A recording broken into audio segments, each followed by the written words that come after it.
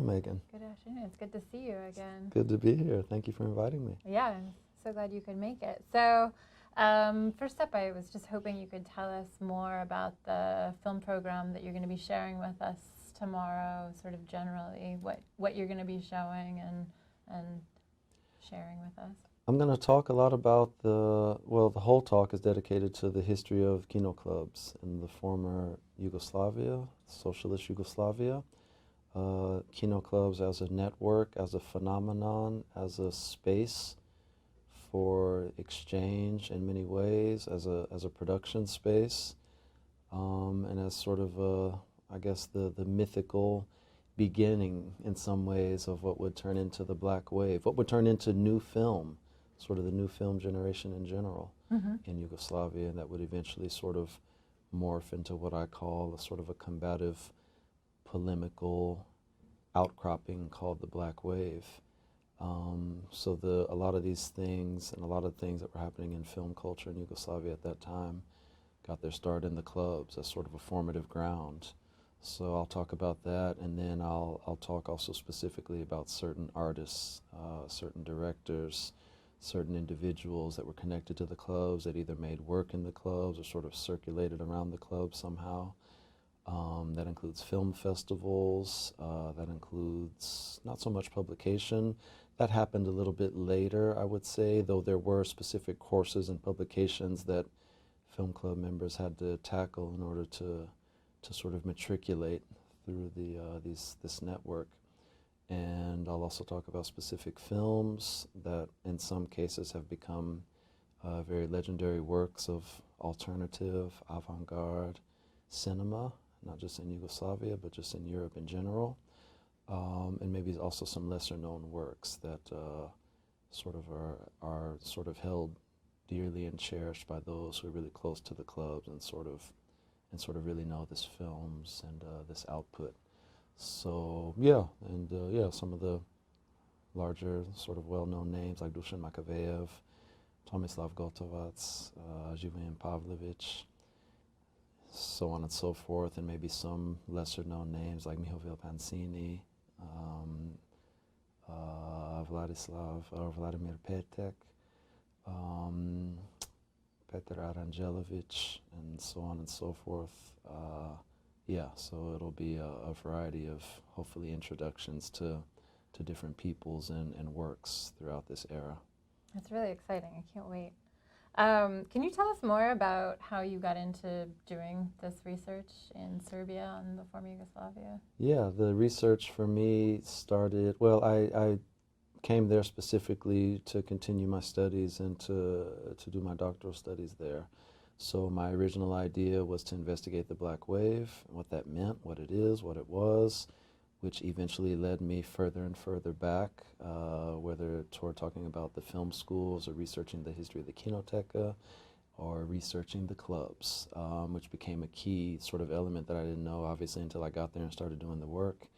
And actually it kind of intersected multiple worlds for me because I was researching, doing a lot of research in one of the successors to these early kino clubs, a place called Academic Film Center, at that time Academic Kino Club, which has a film festival around it then and now that I eventually also got involved with. So through my research in their archive, I got to know more about the history of the clubs. I got involved with the film festival, and that kind of triangulated a lot of things for me, whether it was academic research or writing, whether it was curating and exhibiting, film festival activities and studies. It all sort of came together for me in that archive. So I got into the clubs and specifically more short film culture, avant-garde alternative film culture through this work in the archive, which is actually sort of the area that concerns me most, and that's sort of closest to my heart now. So yeah, kind of starting at the Black Wave and sort of moving back further to these precursors sort of put me on this curatorial research track that I'm on now. Mm-hmm. And, I mean, can you tell us more about some of the challenges, maybe especially of going from some of these better-known Black Wave films to some of these lesser known experimental films that are maybe harder to find, or? Yeah, well, the only way I could have found them was to be there, just like the only way I could have found a lot of these Black Wave films was to be there. You can't do this research from Los Angeles, you know, my hometown, or Chicago. You can find some traces and some remnants, but you got to be on the ground, on the turf, to really find these films, to dig them out, to meet the people. A lot of the makers are still alive. Some are recently deceased, like dear Dusan Makavejev and Branko Vučićević and some of these really important people. To be honest, I mean, I've been there a long time, and every year that I've been conducting this research and being active in this field, you know, we're losing members of this generation. We just lost Professor Vlada Petric, who was the founding curator at Harvard Film Archive, and somebody who was deeply connected to Yugoslav and just in general international film culture in the 50s, 60s, and beyond. So you had to be there. I had to be there to really touch the history and to be able to interact with it and to sort of get your hands on the materials. A lot of the stuff's not translated, so you wouldn't find it anywhere else. So that became another layer to sort of work through, is sort of the language barrier. So studying and researching while also trying to study in the language and sort of use that as a way to sort of unlock some of these films that haven't been seen outside of the region or haven't even been written about. In a lot of cases outside of the region. So that was the work. That was the work in terms of the studies, and that's still the work. That's still what I'm sort of involved in now in one form or another, is translating and writing and sort of propagating and sort of celebrating these sort of underserved and underappreciated film cultures. Mm-hmm. And I'm interested to hear more about how you've come to incorporate both research and curating, that you're sort of putting on both hats or shifting between those two roles. Can you talk about how that evolved? Yeah, well, the research part, I came to curating through research, through being active in that archive, and then the founder and director of the festival, Alternative Film Video, one day asking me, hey, you're hanging around here all the time, you're here every week, we need some help with the festival, do you want to get involved? And I had never worked at a festival before or really been involved much. I did some formative things that could be maybe called proto-curating, but through Misha Milosevic, who he's now retired, a longtime club member, longtime director of Student City Cultural Center, and also one of the founders and the longtime director of Alternative Film Video, which is one of the oldest festivals for new alternative experimental avant-garde film and video in Europe in general, in the world, you know, in general. That was sort of a beginning for me, and I kind of just jumped into that almost in the same way people would have jumped into clubs back in those old days. Hey, if you want to become a member, come get involved, come hang around us, come study with us, research with us, get your hands on equipment and just sort of dive into it. So kind of looking back, I didn't see it that way at that time, but now it kind of seems like I sort of just dove in and had that same opportunity the way those old club members would have had an opportunity to get their hands on equipment in a very sort of decentralized way and a sort of a non-hierarchical way. So that was great to me. So I came to curating through that research. But yeah, I still kind of sort of have one foot in that world and still one foot in sort of the research world, academic world. Still writing, still involved with research projects, still lecturing. But basically I work independently. So sort of by necessity for me, I'm kind of trying to straddle these worlds because depending on where the project takes me, that's where I sort of need to be sort of fluent and functional in these different spheres and disciplines. So yeah, everything, but for me, everything starts with academics. Everything, that's how I got into film in the first place and interested in the history of cinema. That's how I got sort of more interested in writing about cinema.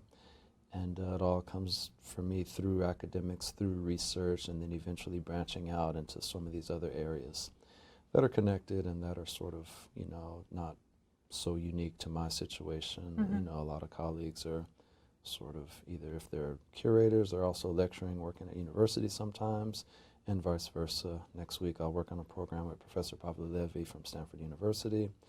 And so yeah, you have all the time professors that are also sort of involved in sort of non-academic affairs, let's say, whether it's curating or organizing or sort of being active one way or another around and about art and film culture. Mm-hmm.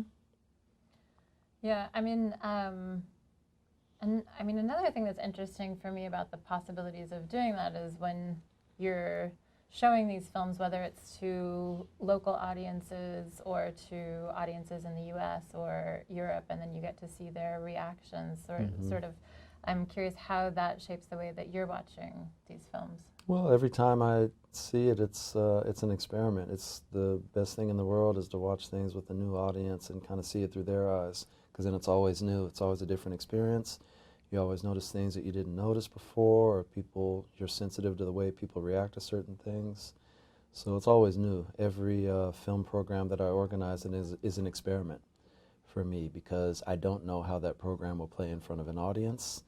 I don't know how that program will play in general, because when I put together programs, it's very speculative.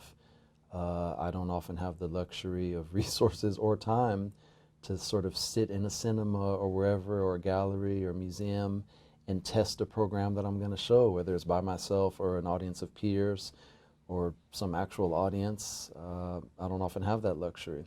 So every program is sort of a leap of faith and a sort of a hypothesis and a speculation that's only completed and realized when the audience walks in and sits down and it sort of plays in front of them. Then you know whether what you put together works or doesn't, or sort of things that can be improved or changed. So yeah, every program is a different experience, but that's the thrill of what I do, and what I love is sort of introducing people to things they haven't seen.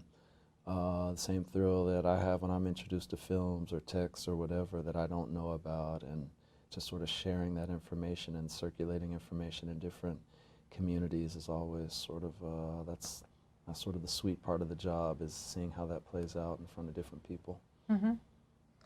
Yeah, I mean, I'm just thinking about how, as a researcher, as a writer, the feedback loop is maybe a little bit slower, a little bit different. And you're somebody who also publishes both in Serbian and in English to different audiences. So can you talk more about that sort of challenge and opportunities of being in conversation? Yeah, well, I mean, writing for me is really important. It's sort of at the center of everything I do. I mean, I come from writing more than anything, and I even mean sort of before academic writing. I studied journalism as an undergraduate, and before I got into university, I was already sort of working as a music critic and sort of writing short pieces and publishing just sort of small things in different places. So writing is really at the core of everything. In some ways, I consider myself a writer, I guess, before anything else. And yeah, that's also sort of a unique curatorial opportunity to kind of select an area of research or inquiry that hopefully not many people are selecting or working in, and to try to sort of make an impact and make an intervention into that particular field or that particular area. So yeah, it can be very abstract, because you know this very well. Sometimes you write something and put it out there in the world, and that's it. You're not going to hear from anyone whether they read it or not. Maybe you'll hear from a peer reviewer or something, or the editor of whatever particular publication that you're working with. But yeah, a lot of times you put something out there in the world, and that's it, and you don't know how it sort of it does refract very slowly and come back to you. Example, today I gave a talk in the advanced language course for Bosnian, Serbian, and Croatian, and they asked me for a couple of examples of some writing that they could use and sort of talk about and discuss. So yeah, I suggested one piece that I hadn't thought about or read in a number of years, and it was just kind of a surreal feeling for me to sort of be sitting there with students that it's like, oh, somebody actually read this piece that I wrote 5 years ago or 10 years ago or whatever. Okay, but that's cool, again, to see how it holds together over the years, but also sort of similar to putting together a film program. It's not complete until someone reads it, and they sort of activate it, and does it work or not? Is it relevant or not? Can it be improved upon or not? Is it outdated or not? So that's sort of fun also to see. But yeah, that sort of feedback process can be really slow with publications, and yeah, I guess curating can be very immediate and very sort of, you can sort of get into the rhythm of how people feel and absorb something sort of live, sort of, I guess, that live component versus sending something out there on paper or online and hoping somehow, somewhere, somebody will respond to it, and maybe you'll hear from that person or not. eventually. Mm-hmm. Yeah. Right. So I just wanted to ask, can you recommend 3 films that you think every person should watch? That are part of the Black Wave, or that are part of the club.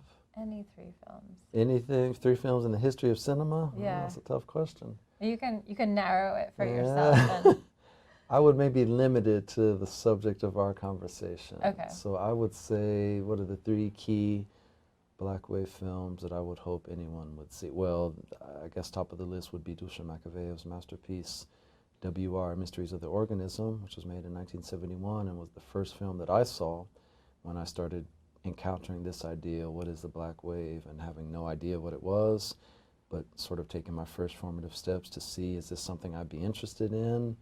And that was the first film that I had a chance to see, because it's the only film, or the only series of films by a director that have been translated, that have been restored, that are available on this DVD editions with subtitles. So that was the first film I started with, and if anybody knows that film, you know how sort of wild and sort of unhinged and unbound and provocative and subversive and alternative, and just how it's just all of that.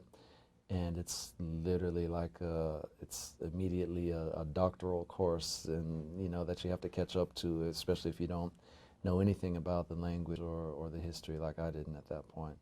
So I would say that's really a key example. I would also maybe say, you know, some of the classics like When I'm Dead and Pale by Jivan Pavlovich, which is really a key work from 1967. That's kind of legendary in that region, but still hasn't really translated much. I should say that actually the Kinoteca has recently restored it and translated it, and they played it in Berlin at the film festival, which looked great, and it was a good screening. I don't know where it's gone after that, and it's already been 2 years. So that's an example of just the way these films need to circulate more and be seen by more people. I would maybe also say a really important film that I would hope people would be able to see is Plastic Jesus by Lazar Stojanovic, who sort of was working in the shadow and in the influence of Dusan Makavejev, but also Alexander Petrovic, who was his professor at the Academy, who's another important director. Jelomir Žilnik for me is essential, but not just for his classics of the 60s and 70s, but he's still to this day making independent, engaged, uncompromising alternative forms of cinema that are always very sort of political and very sort of critical of the status quo.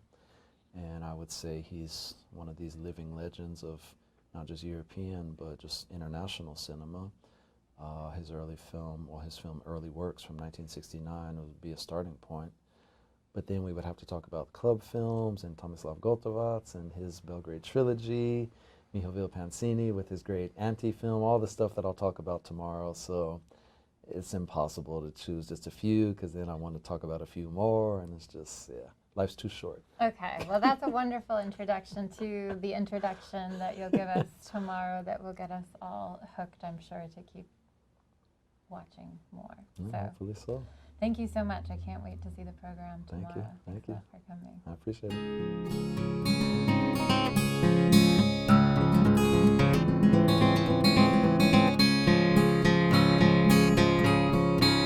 it.